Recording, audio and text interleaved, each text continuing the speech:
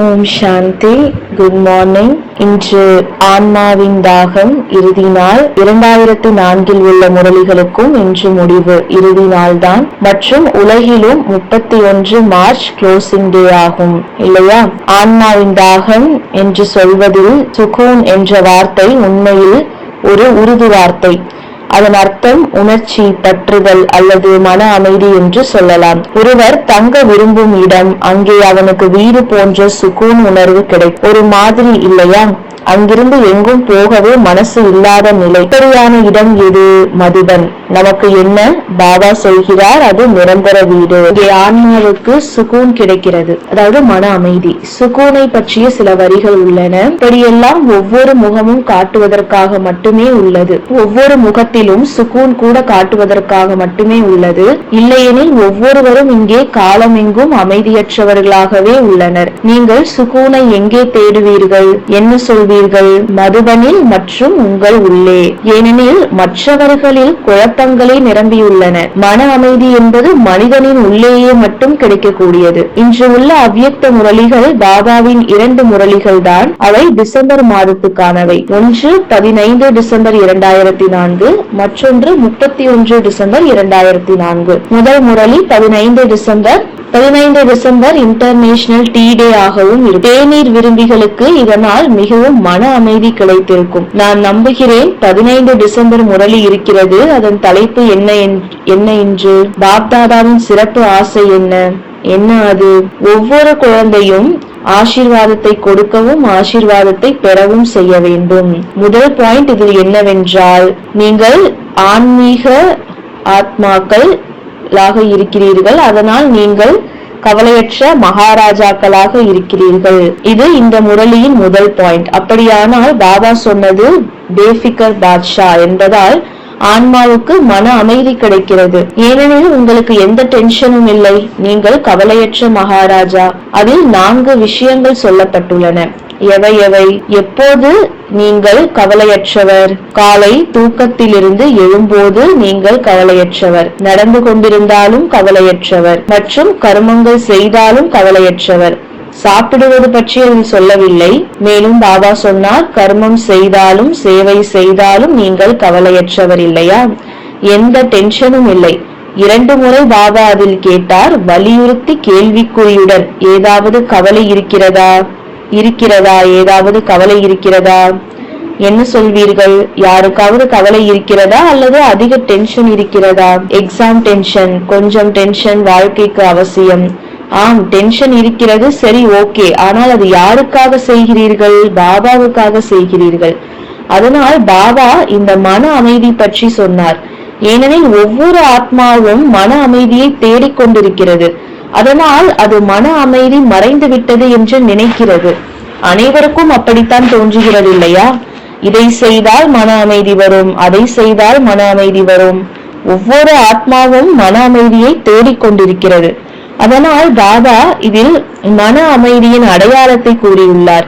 இந்த முரளியில் என்ன அடையாளம்? எல்லோரும் முரளியை படித்துள்ளீர்கள். என்ன அடையாளம் கூறப்பட்டுள்ளது?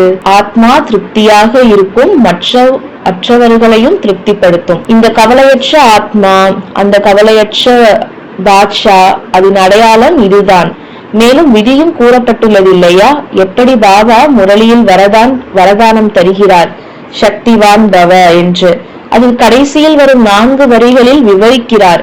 அதுதான் விதி, ஆத்மா எப்படி ஆக முடியும் என்று. அப்படியே சொல்லிவிட மாட்டார், மாஸ்டர் சர்வ சக்திவான் பவ, பவித்ர பவ. அதில் உங்களுக்கு விதியை கூறுகிறார். அதாவது நமக்கு வரதானத்துக்கு கீழே ஒரு விளக்கம் இருக்கும் இல்லையா? அந்த விளக்கத்துலதான் பாபா எப்படி அந்த வரதானத்தை அடைய முடியும், அந்த வரதானத்தை அடைந்த ஆத்மாக்கள் எப்படி இருப்பாங்க அப்படிங்கறது எல்லாமே நமக்கு சொல்றாராம். அதில் உங்களுக்கு விதியை கூறுகிறார். அது போலவே பாபா இங்கே கவலையற்ற பாட்சா ஆக எப்படியெல்லாம் ஆகலாம் என்று அதன் விதியை கூறியுள்ளார். என்ன விதி கூறியுள்ளார்?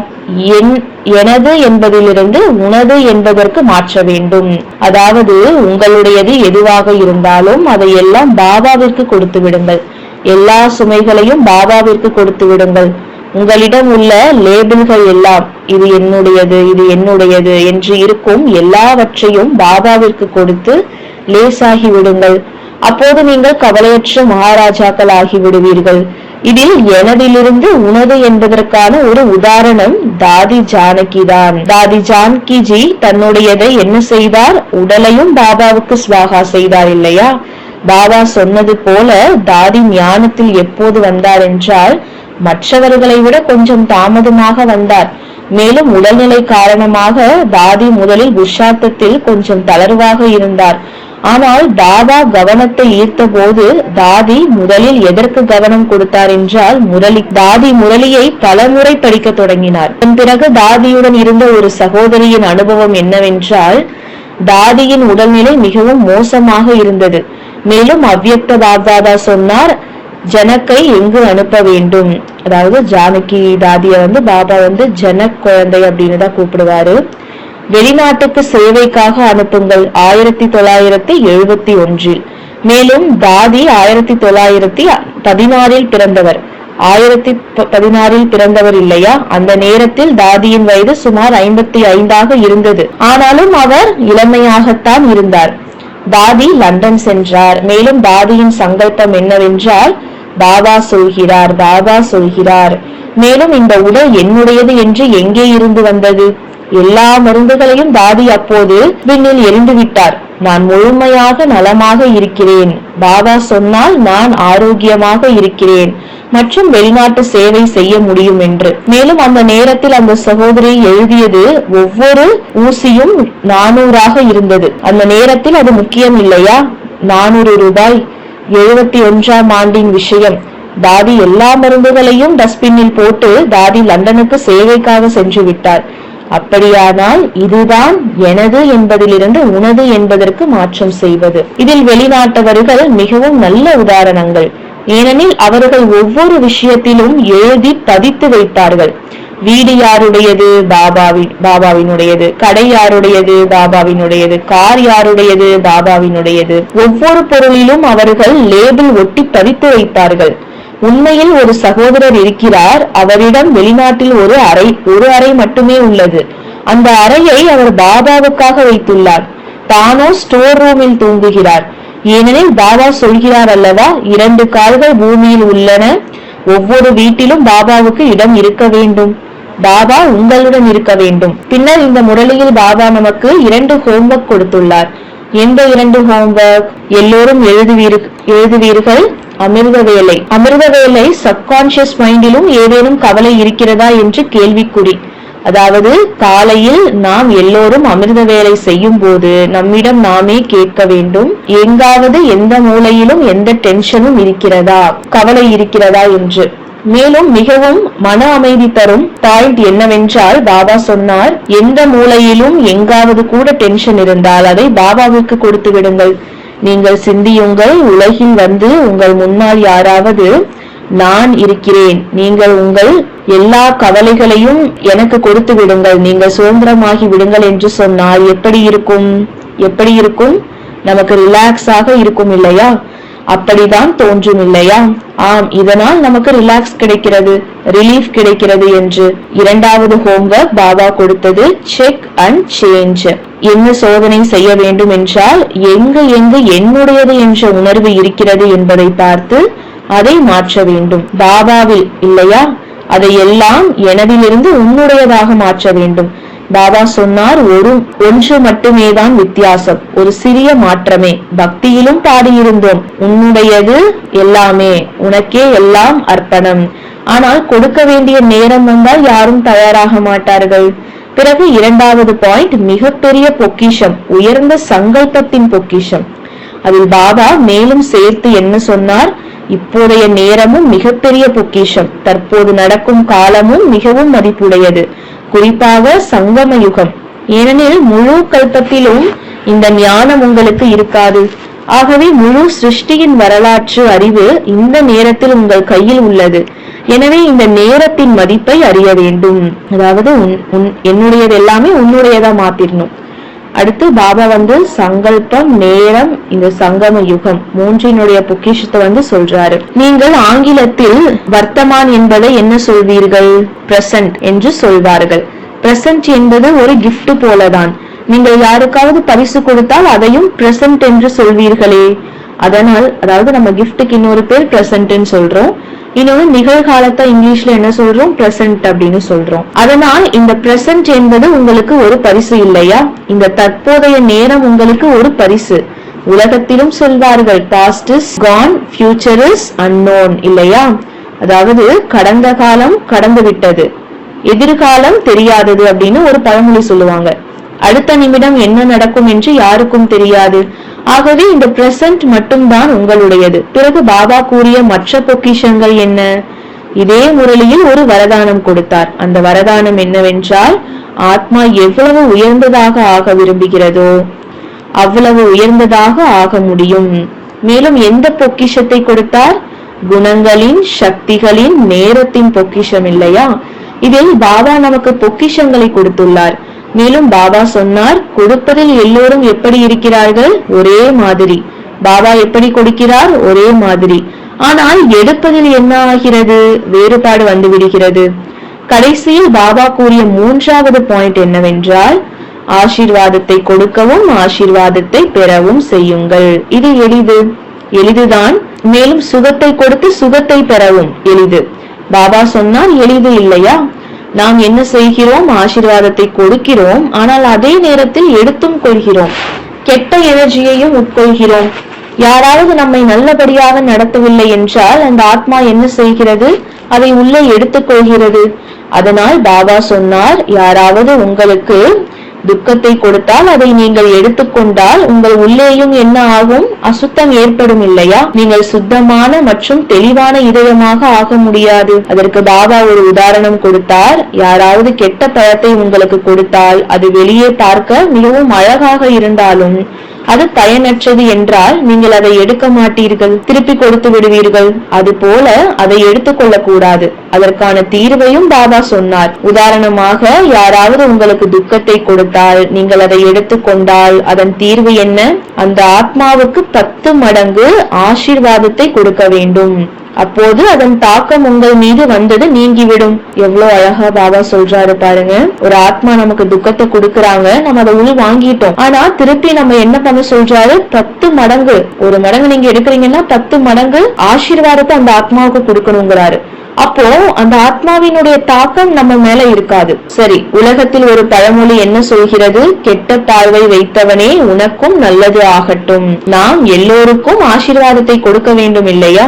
மேலும் பாபா கடைசியில் சொன்னார், கொடுப்பவன் யார் என்றால் அவனை பாபா அல்பேலா என்று கூறினார். கொடுக்கும் மனிதர் அல்பேலா வனத்தில் உங்களுக்கு கொடுத்து விடுகிறார். ஆனால் துக்கப்படுபவன் யார் ஆகிறார்? பெறுபவன் துக்கப்படுகிறார். மேலும் கடைசியில் பாபா ஒவ்வொரு குழந்தையையும் ராஜா குழந்தை என்று கூறியுள்ளார் இல்லையா? உலகத்திலும் வீட்டில் பெற்றோர் குழந்தையை என்ன சொல்வார்கள்? என் ராஜா மகன் என்று சொல்வார்கள். அப்படித்தான் சொல்வார்கள். யாரும் தாச மகன் அல்லது பிரஜா மகன் என்று சொல்ல மாட்டார்கள். ஆகவே அதை நம் கான்சியஸில் கொண்டு வர வேண்டும், நான் ராஜா குழந்தை என்று. இரண்டாவது முரளி 31 டிசம்பர் 2004. இந்த முரளியை டைமண்ட் ஹாலில் நேரடியாக பாப்தாதாவிடமிருந்து நான் கேட்டேன். இந்த முரளியின் தலைப்பு என்னவென்றால், பாபா என்ன சொன்னார் இந்த முரளியில்?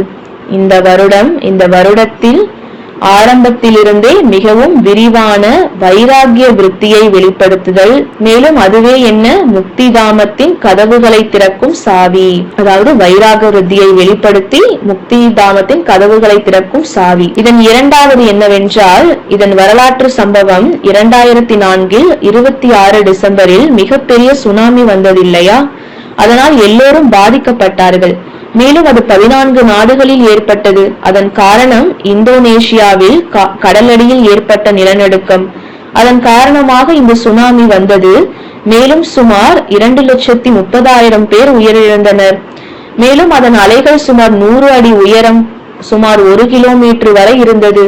மேலும் இந்த முரளி இந்த சம்பவத்தை கருத்தில் கொண்டு பாபா இந்த முரளியை வழங்கினார். முதல் பாயிண்ட் என்னவென்றால், 2 ஸ்வரூபங்களை வெளிப்படுத்த வேண்டும். ஒன்று, எல்லோரிடமும் கருணை மிக்கவும் கல்யாணக்காரியாகவும் இருப்பது. அதாவது மத்தவங்க கிட்ட கருணை காமிக்கணும், மத்தவங்களுக்கு நன்மை செய்யணும், அந்த ஒரு ஸ்வரூபத்தை வெளிப்படுத்தணும்னு சொல்றாரு. இரண்டாவது, ஒவ்வொரு ஆத்மாவிடமும் எப்போதும் தாதாவின் குழந்தையாக மாஸ்டர் தாதா ஆக வேண்டும். அதாவது வள்ளல் குழந்தையா இருக்கணும்னு சொல்றாரு ஒவ்வொரு ஆத்மா கிட்டையும் நம்ம நடந்துக்கும் போது. மேலும் பாபா அந்த ஆத்மாக்களை நினைத்து கூறினார், இன்று உலகில் ஒவ்வொரு ஆத்மாவும் எப்படி இருக்கிறது? திருப்தியற்றது, அமைதியற்றது, துக்கத்தில் உள்ளது. மேலும் நீங்கள் அந்த ஆத்மாக்களில் என்ன செய்ய வேண்டும், என்ன கொடுக்க வேண்டும்? அதில் சக்தியை நிரப்ப வேண்டும், மகிழ்ச்சியை, தைரியத்தை கொடுக்க வேண்டும் இல்லையா? மேலும் கடைசியில் பாபா அடுத்ததில் 3 முறை கொடு கொடு என்று கூறினார் இல்லையா? ஆகவே நாம் அனைவரும் என்ன செய்ய வேண்டும்? அனைத்து ஆத்மாக்களுக்கும் இன்று உலகிலும் உலகப்போர் போன்ற நிலைமைகள் உள்ளன. அதனால் ஒவ்வொரு ஆத்மாவும் அதன் தாக்கத்திலும் சூழலிலும் உள்ளது. ஆகவே ஒவ்வொரு ஆத்மாவுக்கும் அதிகமாக முடியாவிட்டாலும் என்ன செய்ய முடியும்? ஆசீர்வாதத்தை கொடுக்க முடியும் இல்லையா? கருணையின் உணர்வை நம்முள் வைத்திருக்க வேண்டும், அனைவரிடமும் வைத்திருக்க வேண்டும். மேலும் பாபா சொன்னார், இப்படி அல்ல இந்தியர்களுக்கே மட்டும் கொடுக்க வேண்டும் என்று. அதில் நாடு வெளிநாடுகளையும் நினைக்க செய்தார், 5 கண்டங்களையும் நினைக்க செய்தார். மேலும் உங்கள் பட்டம் விஸ்வ கல்யாணக்காரி அல்லவா? அதையும் வெளிப்படுத்தி நீங்கள் முழு உலகத்திற்கும் நன்மை செய்ய வேண்டும். பின்னர் பாபா அடுத்ததாக கூறினார், இந்த முரளியில் முன்பே கூறியது ஆத்மாக்கள் இப்போது என்ன ஆகிவிட்டன? களைப்பாகிவிட்டது. அனைத்து ஆத்மாக்களும் களைப்பாகிவிட்டது. மேலும் இயற்கையும் களைப்பாகிவிட்டது. அப்படியானால் நீங்கள் என்ன செய்வீர்கள்? நியூஸ் கேட்டு அமைதியாகி விடுகிறீர்கள் இல்லையா? என்ன செய்கிறோம்? எந்த செயலும் செய்யவில்லை. அதனால் பாபா இந்த முரளியில் கண்டித்தார். பாபாவின் சொற்கள் தான் இத்தனை ஆத்மாக்கள் சென்று விட்டன, அவர்கள் செய்தியிலிருந்து வஞ்சிக்கப்பட்டு விட்டார்கள். பாபா எவ்வளவு ஆழமா சொல்றாரு பாருங்க இந்த முரளியில. அதாவது இப்போ ஒரு சூழல் வருது, போர் சூழல், அதுல நிறைய ஆத்மாக்கள் இறந்துட்டாங்கன்னா அப்போ அந்த ஆத்மாக்களுக்கு பாபாவுடைய செய்தி இல்லாமே அந்த ஆத்மாக்கள் சரீரம் விட்டுட்டாங்க இல்லையா? பாபாவுடைய செய்தியில இருந்து அவங்க வஞ்சிக்கப்பட்டுட்டாங்க. அதன் பாரம் யார் மீது வரும்? நம் மீதுதான் வரும் இல்லையா? எங்கோ. அப்போது பாபா சொன்னார், நாம் எப்படி கொடுக்கலாம்? அனைவருக்கும் கருணை அல்லது நாம் சொல்ல வேண்டும் என்றால் அனைவருக்கும் நல்ல எண்ணம், நல்ல ஆசையை வைத்திருக்கலாம். அப்போ அந்த மாதிரி ஆத்மாக்களுக்காக நம்ம சுப எண்ணம், சுப விருப்பம் உருவாக்கணும் அப்படின்னு பாபா சொல்றாரு. அவங்களுக்கு அந்த கருணையை காமிக்கணும், சகாஷ் கொடுக்கணும்னு சொல்றாரு. ஏன்னா இப்போ இங்க இருந்து யாராவது ஒரு மிலிட்ரி மேன் இருக்காங்க, போர் நடக்குது, போராடிட்டு இருக்காங்க, அந்த ஆத்மாக்களுக்கு நம்ம அங்க போய் செய்தி கொடுக்க முடியலைன்னா இப்ப அந்த ஆத்மாக்களுக்கு கருணை, ஆசீர்வாதம் இதெல்லாம் கொடுக்கணும் இல்லையா? அந்த மாதிரி செய்யணுங்கிறது தான் பாபா இப்ப சொல்லிட்டு இருக்காரு. நாம் அனைவரையும் ஒரே மாதிரி என்று நினைக்கும் போது நாம் எப்படி ஜட்ஜ் செய்கிறோம் அல்லவா? இவர் இப்படிப்பட்டவர், இவர் வீக்கானவர், இவர் பலமானவர் என்று. பாபாவுக்கு எல்லோரும் குழந்தைகள் தான். அதனால் எல்லோருக்காகவும் பாபா சொன்னார், நீங்கள் பாபாவை முதலில் சந்தித்த நாளை நினைவில் கொள்ளுங்கள். எப்படி இருந்தீர்கள்? மிகவும் சாதாரணமாக இருந்தீர்கள். 3 சொற்களை பாபா சொன்னார். மேலும் கடுமையான சொற்களில் பாபா சொன்னார். பாபா என்ன சொன்னார்? ஏ பாவி, ஏன் வந்தாய்? இது பாபாவின் சொற்கள் தான் இல்லையா? உலகில் யாராவது இப்படி சொன்னால் எப்படி உணர்வாக இருக்கும்? ஆம், அப்படியானால் பாபா சொன்னார், உங்களுக்காக பாபா என்ன வைத்தார்? நல்ல எண்ணம், நல்ல ஆசை வைத்தார் இல்லையா? உங்களுக்காக பாபா இப்படித்தான் வைத்தார். அப்படியானால் உங்கள் இதயத்திலிருந்து என்ன வந்தது? என் பாபா. இதற்கான ஒரு உதாரணம், ஒரு வெளிநாட்டு சகோதரர் இருந்தார். முன்பு பாபா ஓம் சாந்தி பவனில் ஒவ்வொரு ஆத்மாவையும் நேரடியாக சந்திப்பார், குறிப்பாக வெளிநாட்டவர்களை. அப்போது ஒருவருக்கு ஒருவர் சந்திப்பு நடந்தது. அந்த சகோதரர் தன் தனிப்பட்ட விஷயங்களை ஷீலு தீதியுடன் பகிர்ந்தார், ஒரு ரகசிய விஷயங்கள் போல. அவருக்குள் குற்ற உணர்வு இருந்தது. நான் நல்லவன் இல்லை, நான் இதை செய்தேன், அதனால் நான் நல்லவன் இல்லை என்று. அப்போது பாப்தாதா சந்திப்பு நடந்து கொண்டிருந்தது. தீதிக்கு அந்த சகோதரரும் பாபாவிடமிருந்து திருஷ்டி எடுத்து வரதானம் பெற வேண்டும் என்று இருந்தது. அவர்கள் சந்தித்தார்கள். ஆனால் அந்த சகோதரர் வர தயாராக இல்லை. தீதிக்கு உள்ளுக்குள் மிகவும் எண்ணம் வந்தது, ஏன் அந்த சகோதரர் வரவில்லை? பொதுவாக அவர் மிகவும் நல்லவர் தான். பிறகு பாபாவை சந்தித்தார். அவரை அழைக்க யாரையோ அனுப்பினார்கள். அந்த சகோதரர் பாபாவின் முன் வந்தபோது பாபா சொன்னார், குழந்தை, தற்போதைய சொரூபத்தை நான் பார்க்கிறேன், ஆனால் பாபா எதிர்கால சொரூபத்தை பார்க்கிறார் என்று. அதனால் பாபா நம்மை பார்க்கும் போது முழுமையாக பார்க்கிறார். அந்த சகோதர ஆத்மா எனக்குள்ள இவ்வளவு குறைகள் இருக்கு அப்படின்னு சொல்லி பாபா முன்னாடி நின்னாரு. ஆனா பாபா அந்த குழந்தையோட குறைகளை பார்க்கல, அந்த குழந்தையினுடைய எதிர்கால அந்த சுரூபத்தை தான் பாபா பார்த்திருக்காரு. நம்முடைய குறைகள், நம்முள் உள்ள குறைபாடுகள், பலவீனங்கள் இவற்றில் பாபா கவனம் செலுத்த மாட்டார். உங்கள் இறுதி நிலை என்னவோ அந்த சொரூபத்தில் பாபா உங்களை பார்க்கிறார். இது ரொம்ப ரொம்ப முக்கியமான லைன். அது போல நாமும் ஒவ்வொரு ஆத்மாவையும் அப்படியே பார்க்க வேண்டும். தீர்ப்பளிப்பவர்களாக இருக்கக்கூடாது. அதாவது ஒவ்வொரு ஆத்மா இவங்க இப்படி நடந்துக்கிறாங்க, அப்படி பேசுறாங்க நம்ம ஜட்ஜ் பண்றோம் இல்லையா? ஆனா பாபா சொல்லியிருக்காரு, நம்ம யாருக்கும் எந்த ஜட்ஜ்மெண்ட்டும் கொடுக்க கூடாது.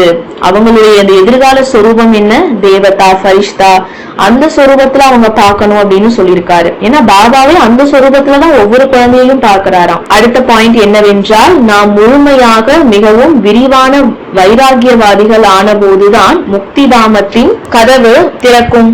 இது கடைசி பாயிண்ட். ஆகவே முக்திதாமத்தின் கதவு எப்போது திறக்கும்?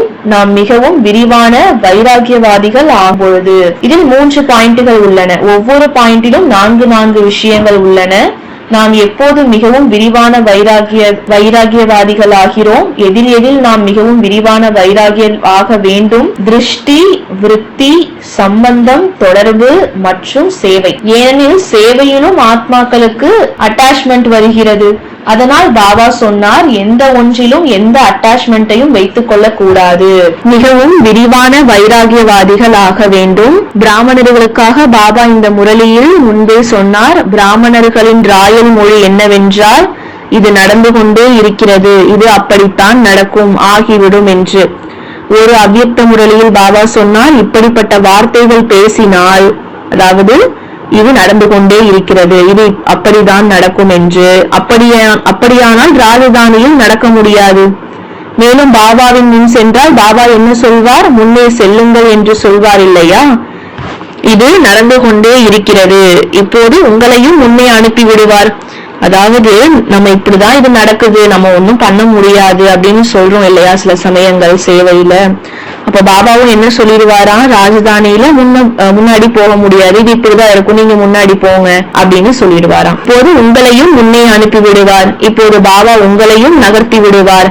மேலும் 3-4 பேர் உங்களை காத்திருக்கிறார்கள், நீங்கள் சம்பூரணமாக ஆக வேண்டும் என்று. அவர்கள் யார் அந்த 4 பேர்? அதாவது 3-4 பேர் நமக்காக வெயிட் பண்ணிட்டு இருக்காங்களாம். நம்ம எப்போ முழுமையாவோன்னு. ஒண்ணு பிரம்மா பாபா, அடுத்தது இயற்கை, அடுத்து அட்வான்ஸ் பார்ட்டி, அதுக்கப்புறம் சிவ பாபா கூட வெயிட் பண்ணிட்டு இருக்காரு. அட்வான்ஸ் பார்ட்டி எங்கு காத்திருக்கிறது? நீங்கள் முழுமையாக ஆகி வர வேண்டும் என்று காத்திருக்கிறது. 3வது இயற்கை, இயற்கையும் களைப்பாகி விட்டது. 4வது மாயாவும் நாட்களை எண்ணிக்கொண்டிருக்கிறது. மாயாக்கே டயர்ட் ஆயிடுச்சான் பாருங்க, மாயாவும் கவுண்ட் பண்ணிட்டு இருக்கான். ஆனால் அந்த ஆத்மாக்கள் இத்தனை காலமாக வதனத்தில் இருக்கிறார்கள் என்றால் அவர்களுக்கும் வேலை இருக்கிறதே. பாபா சொல்கிறார், அவர்களிடமும் பாபா சேவை செய்து கொள்கிறார், அவர்களையும் சேவைக்காக அனுப்புகிறார். அதாவது அட்வான்ஸ் பார்ட்டிஸ் கூட பாபா சேவைக்காக அனுப்பி வைக்கிறாராம். அதனால் அவர்கள் கூட உங்களை காத்திருக்கிறார்கள் உங்களுக்காக. பின்னர் என்னவென்றால், நீங்கள் முழுமையாக ஆகும் போது பாபா 4 விஷயங்களை சொன்னார். சேர்ந்து போவோம், சேர்ந்து வருவோம், சேர்ந்து ராஜ்யம் செய்வோம் மற்றும் சேர்ந்து பக்தி செய்வோம் இல்லையா? பாபா எவ்வளவு அழகா சொல்றாரு பாருங்க. 4 விஷயமா சொல்லிட்டு வராரு. அதாவது ஃபர்ஸ்ட் எந்த 4 விஷயத்துல நமக்கு வைராகியம் வரணும்னு சொல்லியிருந்தாரு? திருஷ்டி, விருத்தி, சம்பந்தம், தொடர்பு. அடுத்து பாபா சொல்ற சேவை. இந்த 5 விஷயத்துல நமக்கு வைராகியம் வரணும்னு சொல்லியிருந்தாரு. அடுத்து 4 பேர் நமக்காக வெயிட் பண்ணிட்டு இருக்கிறதா பாபா சொன்னாரு. பிரம்மா பாபா, இயற்கை, அட்வான்ஸ் பார்ட்டி, மாயா. அடுத்தது சொல்றாரு 4 விஷயங்கள் முழுமையா நீங்க நம்ம ஃபாலோ பண்ணணும். அதுக்கப்புறம் என்ன சொன்னாரு? சேர்ந்தே போவோம், சேர்ந்தே வருவோம், சேர்ந்தே ராஜ்யம் செய்வோம், சேர்ந்தே பக்தி செய்வோம். இப்படியான 4வது பாயிண்ட் வேறு எந்த முரளியிலும் இல்லை என்று எனக்கு தோன்றுகிறது. பிரம்மா பாபாவின் வாக்குறுதி என்னவென்றால், சேர்ந்து பக்தி செய்வோம். ஆகவே பிரம்மா பாபா பக்தி செய்த போது நாமும் எல்லா ஆத்மாக்களும் பாபாவுடன் இருந்திருக்கலாம். கடைசியாக பாபா சிந்திக்குழுவை நினைத்தார். இந்த முரளி 31 டிசம்பர் அன்று உள்ளது. 31 டிசம்பர் பொதுவாக என்ன? நியூ இயர் கொண்டாட்டம். அந்த நேரத்தில் பாபா யோகம் நடத்தினார். சுமார் 8 மணிக்கு வந்தார். மேலும் இரவு 12 மணிக்கு பிறகும் தங்கி இருந்தார். கேக் வெட்டுதல் நடந்தது, பிறந்த நாள் கொண்டாட்டம் நடந்தது. தாதி ஜானகிக்காக. ஏனெனில் அடுத்த நாள் ஜனவரி 1 தாதி ஜானகிஜியின் பிறந்த நாள். அதனால் தாதியின் பிறந்த நாள் கொண்டாட்டமும் நியூ இயர் கொண்டாட்டமும் நடந்தது. இந்த முரளியில் பாபா புதிய வருடத்தின் புதிய யுகத்திற்காக நீங்கள் எல்லா குழந்தைகளுக்கும் வாழ்த்துக்கள் கூறினார். ஆகவே அந்த ஆத்மாக்கள், அந்த இயற்கை பாபா சொன்னது போல அந்த சுனாமியில் உடலை விட்ட ஆத்மாக்கள் எத்தனை இருந்தன? 23 லட்சம் ஆத்மாக்கள் இருந்தனர். மேலும் இன்றைய உலகிலும் பல ஆத்மாக்கள் உடலை விட்டுக் கொண்டிருக்கின்றனர்.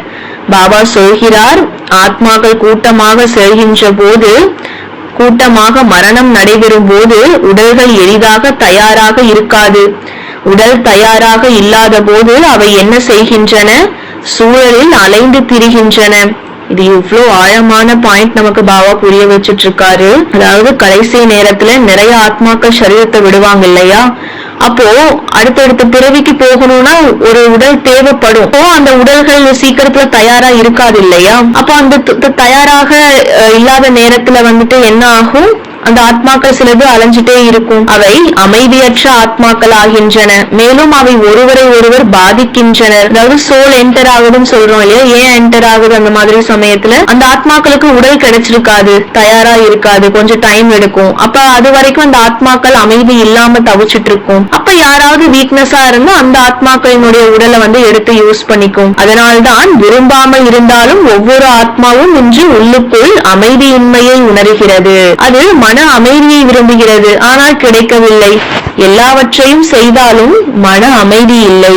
ஆகவே சிறிது நேரத்திற்கு நாம் அனைவரும் இயற்கைக்கும் ஆத்மாக்களுக்கும் சகாஷ் கொடுப்போம். சரி, நமது கண்களை மூடுவோம். ஓம் சாந்தி. முழுமையாக ரிலாக்ஸ் ஆக அமர்ந்து கொள்ளுங்கள். உங்கள் சத்திய சொரூபத்தில் நிலை கொள்ளுங்கள். நான் இயற்கையின் 5 தத்துவங்களுக்கும் சகாஷ் கொடுத்து கொண்டிருக்கிறேன். மேலும் உலகின் அமைதியற்ற துக்கமான ஆத்மாக்களுக்கு அமைதியும் சுகமும் கொடுத்து கொண்டிருக்கிறேன். பூமி இப்போது மிகவும் கனமாக உணர்கிறது. காற்றில் அசுத்தத்தின் பாரம் உள்ளது. நான் ஆத்மா தத்துவங்களை இலகுவாக்கிக் கொண்டிருக்கிறேன். என் உடல் இலகுவாக இருப்பது போல முழு உலகமும், முழு இயற்கையும், முழு உலகத்தின் ஆத்மாக்கள் அனைத்தும் இலகுவாகிக் கொண்டிருக்கின்றன. ஓம் சாந்தி.